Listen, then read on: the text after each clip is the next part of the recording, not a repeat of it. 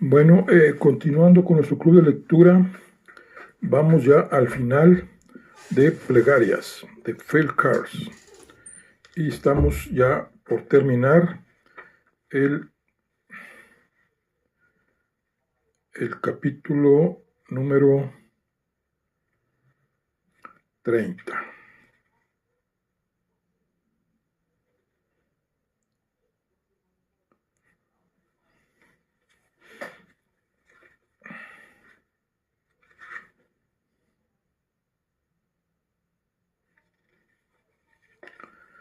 En el café Magnolia Tree, un inesperado repique de risas brotó de la televisión por un instante.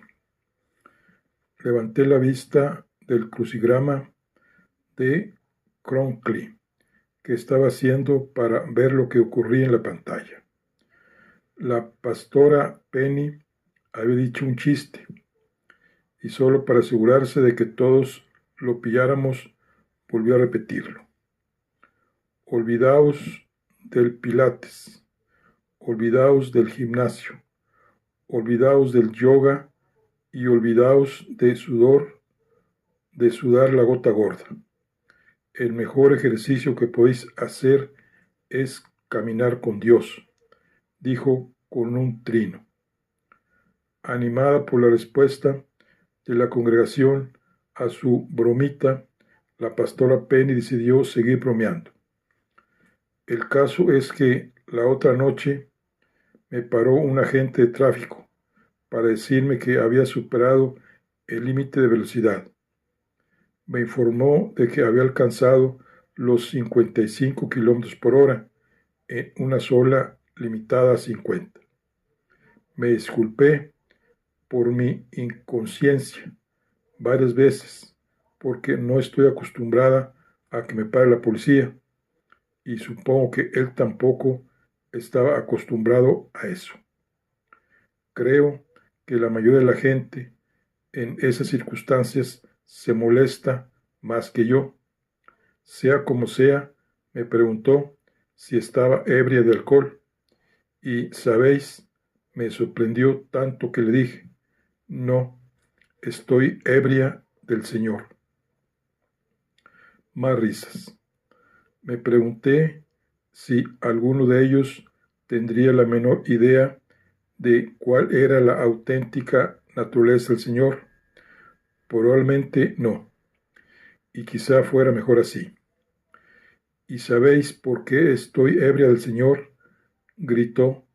La pastora Penny predicaba con un estilo de lo más vehemente. Estoy ebria del Señor porque Dios es amor. Distraídamente, escribí en el margen del periódico, Dios es amor. Pero esta vez, cuando el público en el plató televisivo de la pastora Penny se rió, tuve la impresión de que se reían de mí, por lo que, tras pensármelo unos instantes, taché la palabra amor y la cambié por miedo. Eso sí se acercaba mucho más a la verdad. Miré el lema y asentí para mis adentros. No podía haber amor donde antes había miedo. Nunca. Y asintiendo todavía, dije de viva voz, he aquí el miedo al Señor, eso es sabiduría. Al oírme hablar, la camarera sonrió y dijo, amén. Y luego, como recompensa, me sirvió otra taza de ese horrible café amargo que sabía ayer. Me alegra que te guste el programa de la pastora Penny, comentó la camarera. A mí me gusta verlo, pero a veces los clientes se quejan y tengo que cambiar de cadena. No hay más clientes, puntualicé, así que no pasa nada. Dios te bendiga, dijo la camarera. Dios te ama, hermano. Refrené mi primer impulso, que fue reírme de ella a carcajadas, y en cambio cabeceé amablemente a modo de agradecimiento. Un par de días después del asesinato de Van der Velden, vino a verme al seminario Harlan Kaufels. Hablamos en mi cuarto, yo sentado en mi cama individual y Harlan sentado en la única butaca. Su rostro se veía más baqueteado de lo habitual. Ahora las arrugas de su frente parecían tan profundas que daba la sensación de que se le iba a descajar el cráneo del resto de la cabeza. El espacio entre sus cejas, siempre socarronas, encima del caballete de nariz, era un nudo gordiano de piel y músculos ansiosos. Parecía un interrogante humano. No le ofrecí nada. No tenía nada que ofrecer, salvo unos cigarrillos Salem, lo que no hubiera estado nada bien, teniendo en cuenta que intentaba dejar de fumar. Le ofrecí uno de todos modos, y cuando lo rehusó con un golpe seco de cabeza, me encendí yo un pitillo. ¿Has empezado a fumar otra vez? ¿Por qué no? Con todo lo demás a lo que hay que renunciar, supongo que algún placer tengo que tener en esta vida. Harlan asintió con tristeza. Igual, entonces, merece la pena, dijo, aunque solo sea por fumar otra vez. No tengo ningún placer de verdad en la vida. Ya no. Lamento oírlo. Bueno, ¿en qué te puedo ayudar, Harlan? Ya sabes por qué he venido. No es para suplicarme que vuelva al FBI, dije. Es verdad. Me parece que, de algún modo, nos las arreglaremos para pasar sin ti. Entonces, supongo que es por San Pedro, repuse. Ojalá la gente dejara de llamarlo así, comentó, desviando la mirada. Teniendo en cuenta tu nueva vocación religiosa, me extraña que lo hagas tú. Me encogí de hombros. Pero, ¿crees que fue el mismo sospechoso quien mató a Van der Velden? Ahora fue él quien se encogió de hombros. Podría ser. Lleva su sello. Con $1.000.000 puedes comprarte una bonita corona de santo en esta ciudad. Pero tú no crees que se lo mereciera. Eso depende, Harlan. ¿De qué? De qué andes buscando. De acuerdo, muy bien. ¿Dónde estabas el martes por la mañana? A eso de las 8, preguntó. ¿Te refieres a la mañana del asesinato de Van der Velden? Estaba aquí, en la cama, a solas con mi celibato recién descubierto. Creía que los curas os levantaban con las gallinas. Esos son los monjes, Harlan. Además, aún no soy cura. ¿Puedes demostrar que estabas aquí? No. Supongo que igual me vio alguien desayunando, pero no recuerdo haber hablado con nadie en particular.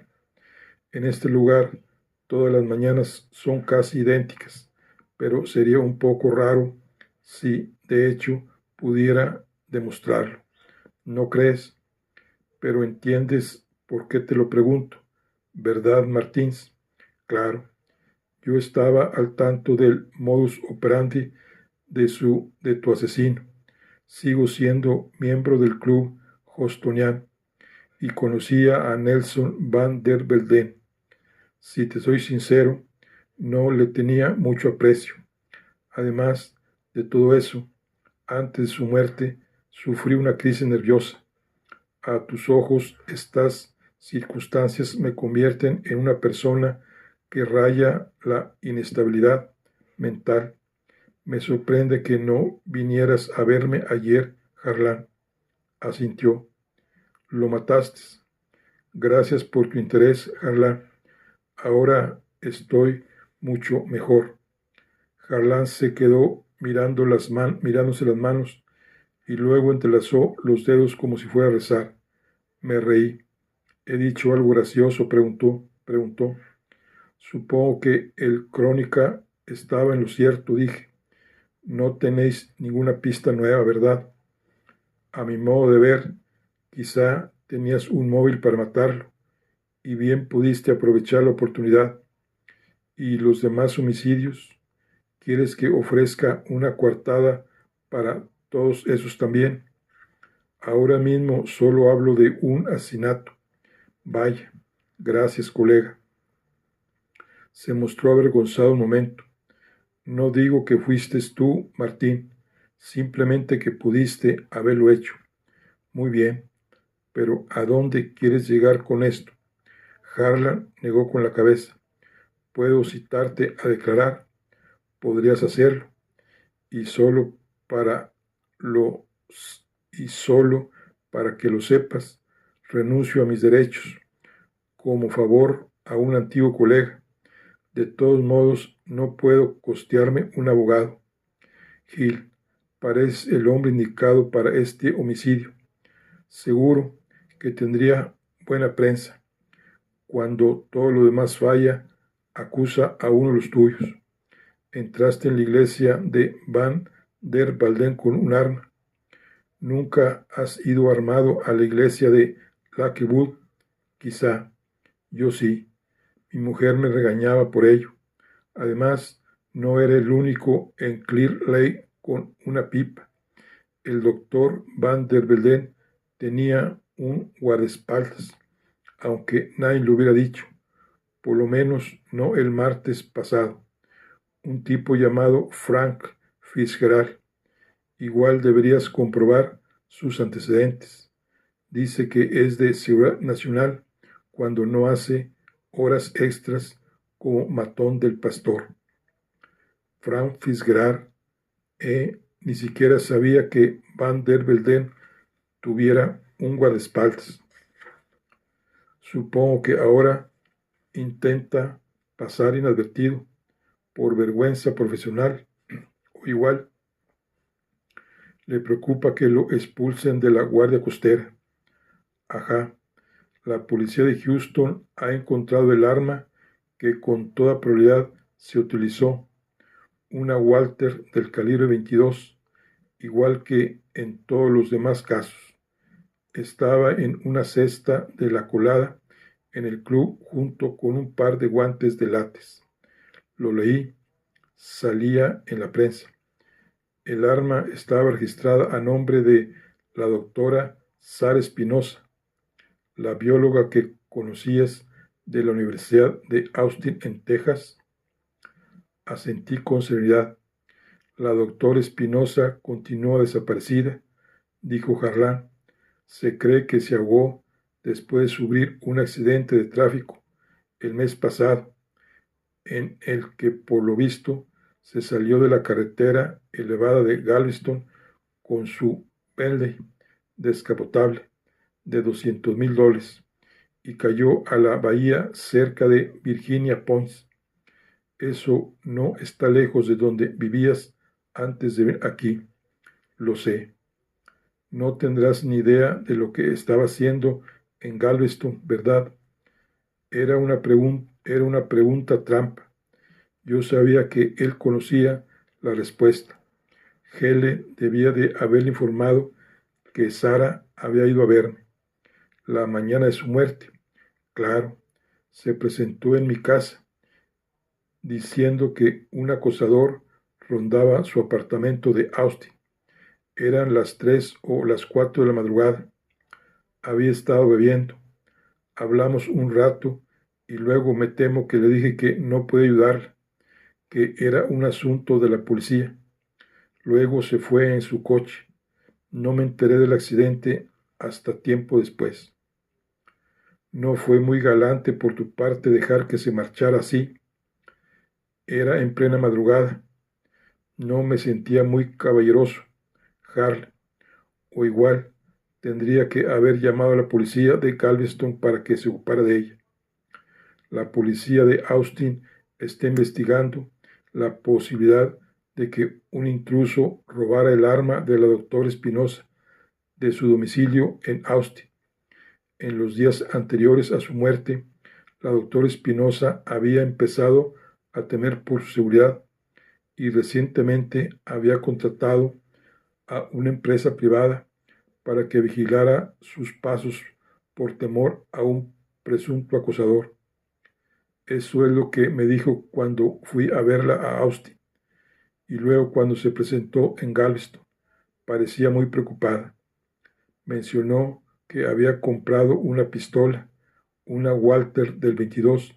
No, pero comprarse un arma no es nada nuevo en Texas. No, supongo que no. Cogí entre los dedos la medalla de San Cristóbal que llevaba al cuello para que me diera buena suerte, mientras aguardaba que Harla dijera algo. Saltaba a la vista que no me creía. Era mucho mejor detective de lo que le reconocían los periódicos, pero ambos sabíamos que no había ninguna prueba que contradijera mi versión. Desde luego, no en los registros diarios del club Houstoniano. Al eludir la puerta de entrada y salida que utilizaban todos los demás, yo rara vez figuraba en el sistema informático del club. Entrar a hurtadillas en sus instalaciones sin ser visto a las 7 de la mañana y esperar entre unos frondosos arbustos cerca de las pistas de tenis era relativamente sencillo. En Cuántico no preparan a los agentes solo para detectar delitos, sino también para saber cómo se comete. Si es que el asesinato de Nelson Van der Velden podría considerarse un delito. Harlan paseó la mirada por el cuarto y meneó la cabeza. Bueno, así que aquí has venido a parar, comentó. ¿Quién iba a decirlo? Que te meterías a cura y tal. Frunció el ceño. Tengo curiosidad. ¿Qué te llevó a cambiar de parecer? Sobre Dios, quiero decir. ¿Por qué lo preguntas? ¿Por qué? No es evidente. Se encogió de hombros, avergonzado. Yo también quiero creer en él, Martín. Sí, puedo. La vida es mucho más fácil si uno cree en algo aparte de sí mismo. Se interrumpió un momento. Supongo que si un hijo de puta como tú puede creer en Dios, aún me quedan esperanzas a mí. Bueno, ¿qué fue?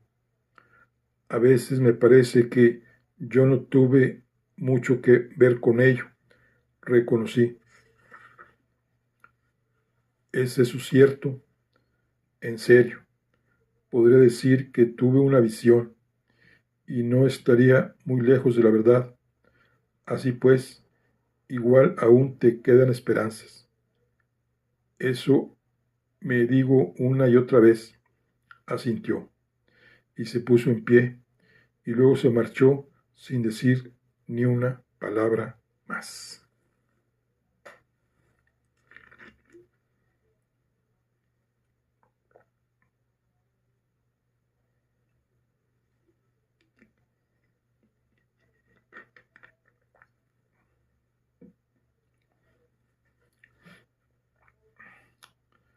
Estaba en la concatedral del Sagrado Corazón.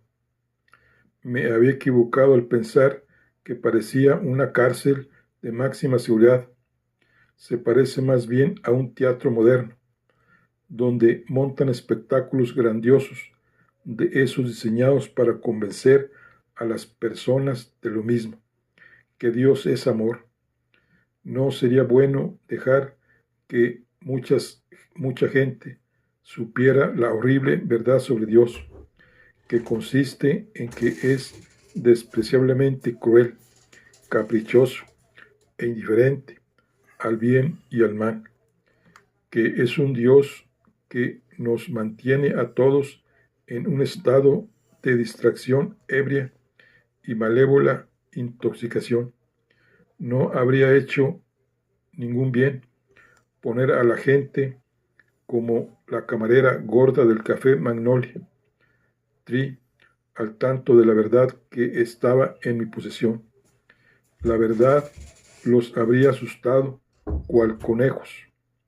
Dentro de la catedral me arrodillé en la nave y esperé mi turno en el confesionario, y mientras estaba de rodillas, pacientemente, escuché al organista de la iglesia interpretar una pieza edificante que estaba más bien reñida con cómo es Dios en realidad.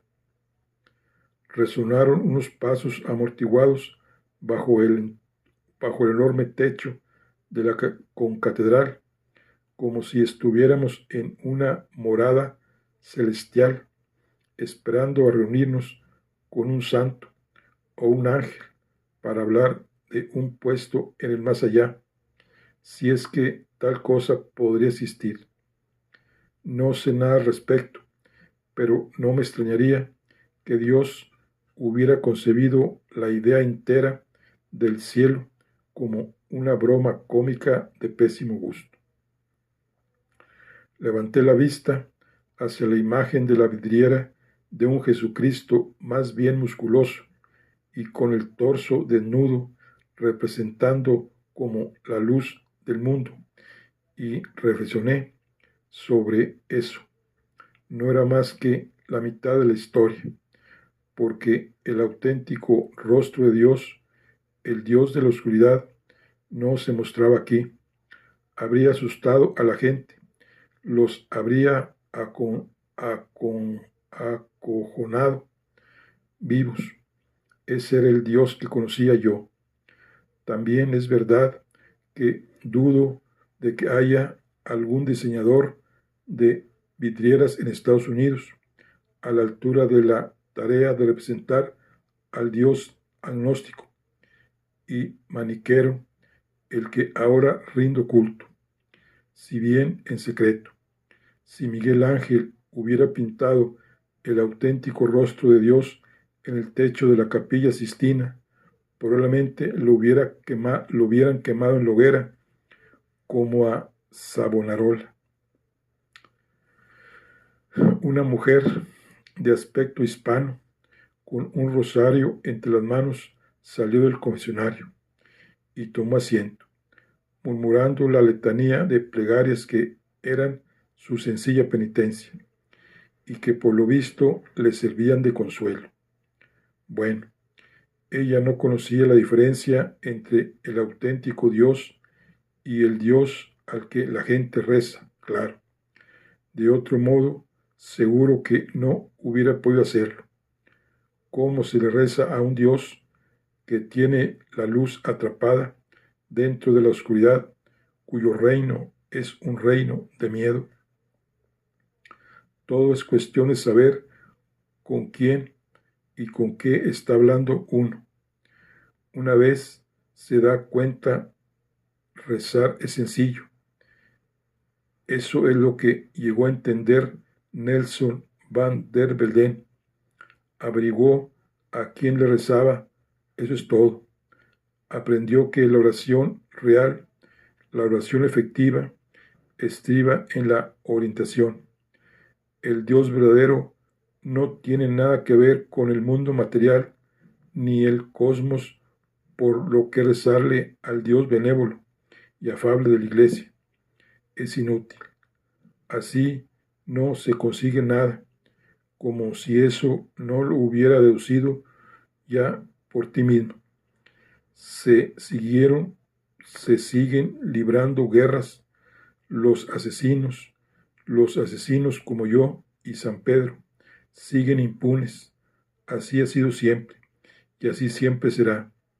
La gente pasa hambre, las enfermedades proliferan sin medida, desastres naturales como las inundaciones matan a miles de personas.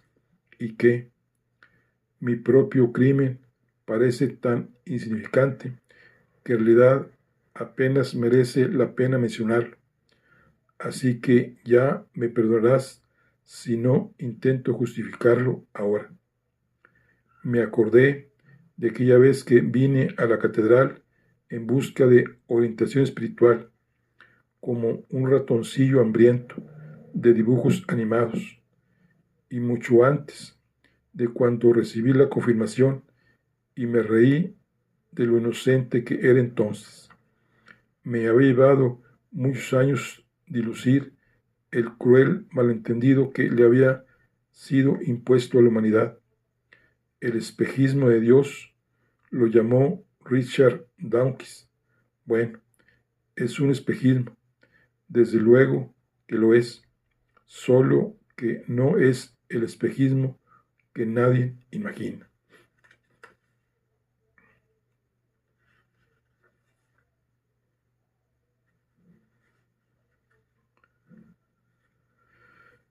Bueno, aquí terminamos. Viene notas del autor. Dice, si Dios existe, no puedo por menos de estar de acuerdo con Randolph Churchill, quien después de que Evelyn Wax lo convenciera de leer la Biblia, exclamó, no sin considerable incredulidad, vaya cabrón está hecho Dios, ¿no? A lo que yo, como prueba de esa misma opinión, solo añadiría lo siguiente. No penséis que he venido a poner paz en la tierra. No vine a poner paz, sino espada, porque he venido a separar al hombre de su padre, y a la hija de su madre, y a la nuera de su suegra, y los enemigos del hombre serán los de su casta. Mateo 10, 34, 37.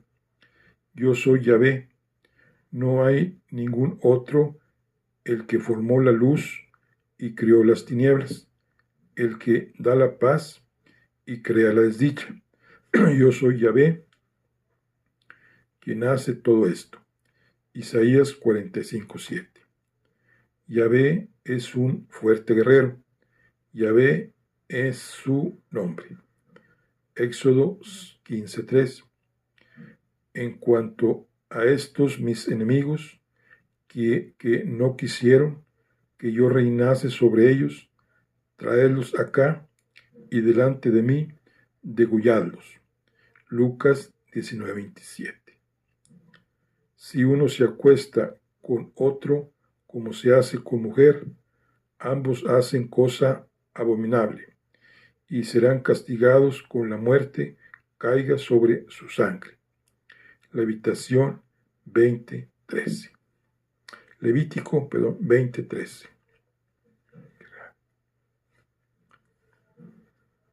Calumniadores, abominadores de Dios, ultrajadores, orgullosos, fanfarrones, inventores de maldades, rebeldes de los padres, insensatos, desleales, desamorados, despiadados, los cuales, conociendo la sentencia de Dios, que quienes tales cosas hacen son dignos de muerte. Romanos 1, 3, 32. Y dice el impío en su fatuidad, no atiende, no hay Dios. Estas son sus cavilaciones. Salmos 10:4. Vendrá el solano, el viento de Yahvé, subirá del desierto, y secará su fuente, y agotará sus manantiales. Él saqueará el tesoro y todos los objetos preciosos. Viene sobre Samaria el castigo porque se rebeló contra su Dios. Caerán a la espada sus párvulos, serán estrellados, y sus mujeres encinta serán hendidas. Oseas 13, 15 y 16. Recuerda, oh Yahvé, a los hijos de Edom, el día de Jerusalén, los que decían, arrasar hasta los cimientos, hija de Babel, la devastadora, dichoso el que se diere el pago que a nosotros nos distes. Bienaventurado quien cogiere y estrellare contra la roca a tus pequeñuelos. Salmo 113, 7, 9. Y voy a arrojarlas en cama, y a los que con ella adulteran, en tribulación grande, por si se arrepienten sobras, y a sus hijos los haré perecer de muerte. Y conocerán todas las iglesias que yo soy el que escuadriño de las entrañas. y los corazones, que os daré a cada uno según vuestras obras. Apocalipsis 2, 22, 23. Conmovióse y tembló la tierra, vacilaron los fundamentos de los montes, se estremecieron ante Yahvé, airado. Subía de sus narices humo y de su boca fuego abrasador, carbones por él encendidos. Abajo, abajo los cielos, y descendió negra nube, tenía bajo sus pies. Subió sobre los querubes y voló sobre las alas de los vientos, hizo de las tinieblas un velo, formando un trono, así su tienda. Caline acuosa densas nubes. Salmos 18, 7, 11. Así como se gozaba Yahvé en vosotros, haciéndonos beneficios y multiplicados, así se gozará sobre vosotros arruinados y destruidos. Así seréis exterminados de la tierra en que vais a entrar para posesionarlo de ella. Deuteronomio 28, 6, 3. Me echaré sobre ellos